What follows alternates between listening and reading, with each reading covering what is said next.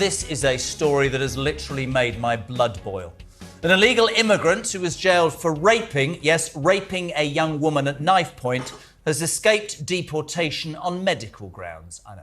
43-year-old Joachim Cardos was diagnosed with schizophrenia while serving his sentence for raping a woman, but a judge in Scotland has now ruled that sending him back to the Gambia would potentially be a breach of his human rights. Well, joining us now is former Detective Chief Inspector at the Met Police, Mike Neville. Thank you for joining us, Mike.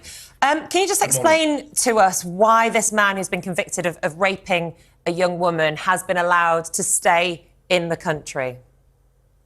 Well, really, it's the Human Court of Human Rights and the Human Rights Act, which was brought in by Tony Blair.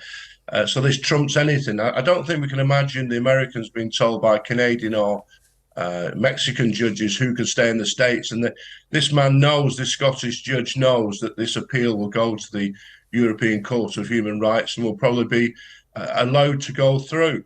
What we see constantly is that the rights of offenders, and this man wasn't just a rapist, he was dealing drugs at the time of committing rape. Wow. The rights of the criminal are often put far above the rights of victims and potential victims, because, of course, violence against women and girls is particularly wicked, and leaving rapists in the country just gives more chance that will happen. Mike, last week we interviewed on our first show Ralph Berger, Jamie Bulger's father.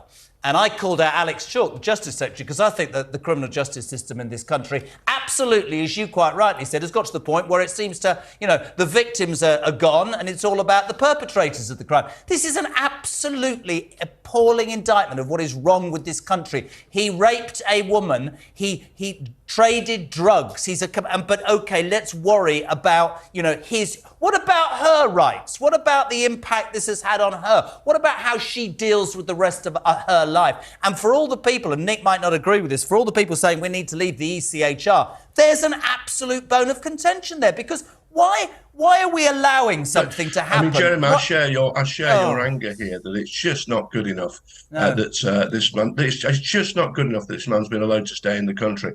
And what it is, it's all about broken Britain.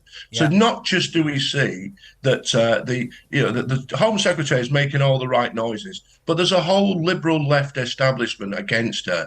And what you see is the government itself, though, gives money, millions of pounds, to charities that are pro-migration, will support these people. The Labour Party objecting to criminals being deported out of the country. So neither party comes out of this very well. And this is not what people voted for. People expect violent and vicious foreign criminals to be deported out of this country as soon as possible. And the other thing as well, of course, is this man, he didn't think of this excuse himself. Some charity, some left-wing lawyer, they've come up with these stories for him. So it's just the whole establishment is against him. I've got to say, you can say all you like about right-wing or left-wing lawyers. The law is the law, and they have to apply it as it is fit. And whilst I completely share both of your sentiment, the absolute outrage that this man has been allowed to stay in the country despite the fact that, he's served his time, and after his time was served, Yes, Jeremy, he served his time and he should have been deported back to his country. However, we need to also look at all the other rapists in the UK, the rapists within the Metropolitan Police, rapists that we have on home soil, who we cannot deport. So I know we can use this one example of saying we need to leave the ECHR. OK, fine, I don't agree with you on that specifically, but I would rather we focus our efforts on the multitude of rapists within our home country as well. Well, can we say that we'd have far more money to deal with those people if we weren't monitoring this sort of individual? We've got enough rubbish of our own without keeping people who should be deported out of this country. And you say the law is the law. Well, let's change the law. This is not what the public voted for. Whilst 5% and the liberal elite, which you probably represent, think this is a good idea, 95% don't. And why that's do I not represent the liberal elite, and Mike? We're sick I represent of these women people. as somebody who has been sexually assaulted. I represent women in this. I don't like when it gets turned into some sort of... You want to keep a rapist in the country. I've never said that. Represent women. Mike, when did I say that?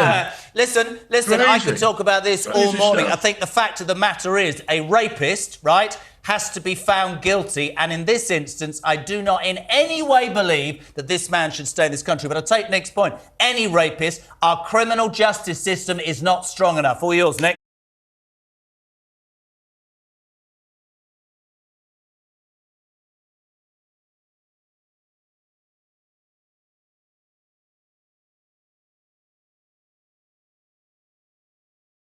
Can I just ask you, in terms of the sense of public outrage, and I think people waking up this morning will be absolutely livid at what is going on. We know this gentleman came in from Afghanistan. We believe he came on the back of a lorry. He then had this sex offence, in 2018? He applied for asylum. It was turned down twice. It wasn't until he converted to Christianity he was then allowed to stay in this country. Just that sense of outrage and people coming together as communities. Are you hopeful that the great British public will come together with information that means this man will be caught and caught quickly?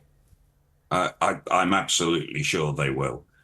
He's got a real difficulty now in that he's got this major injury to his face. If he covers it up, that will in itself bring him to notice of the public. I suspect as soon as he pops his head above the parapet, he'll be spotted by somebody and the police will be called, and hopefully they'll get there in time to grab him before he disappears again. His only hope would be to stay hidden away, and that would rely on having a network of people to support him in that, and I very much suspect he hasn't got that arranged. Peter, very good to talk to you. Thank you very much indeed. Peter Kirkham there.